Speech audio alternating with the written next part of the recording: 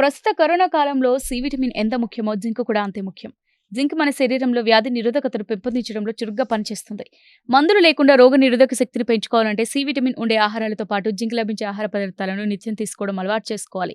మన శరీరంలోకి ప్రవేశించే వైరస్లను అడ్డుకోవడంలో జింక్ పాత్ర అమోఘమైనదిగా చెప్పుకోవచ్చు. జింక్ పొందేందుకు జింక్ టాబ్లెట్లు తీసుకుంటుంటాం. ఈ టాబ్లెట్ల వల్ల ఉపయోగాలేమో కానీ సైడ్ ఎఫెక్ట్లు మాత్రం ఉంటాయని అంటారు. వీటికి బదులుగా జింక్ ఉండే ఆహారం తినడం వల్ల మంచి ప్రయోజనం పొందవచ్చు అంటున్నారు పోషకాహార నిపుణులు. జింక్ చర్మం, ప్యాంక్రియాస్, లివర్, కిడ్నీలకు ఎంతో మేలు చేస్తుంది. రోజు మగవారికి 11 మిల్లీగ్రాములు, ఆడవారికి 8 మిల్లీగ్రాముల జింక్ అవసరం.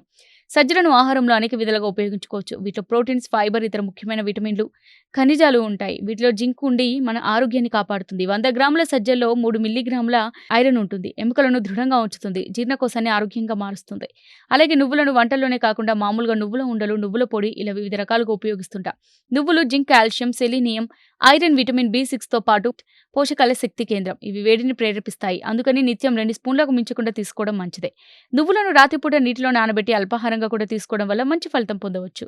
శాకాహారులకు మాంసాహారంగా ప్రసిద్ధిగాంచిన పన్నీర్ రుచికరంగా ఉండడమే కాకుండా శరీరానికి తగిన పోషకాలను అందిస్తుంది. పన్నీర్ కాల్షియం, జింక్, ఫాస్ఫరస్లను కలిగి ఉంటుంది. వీటిలో ఒమేగా 3, ఒమేగా 6 ఫ్యాటీ ఆమ్లాలు లభిస్తాయి.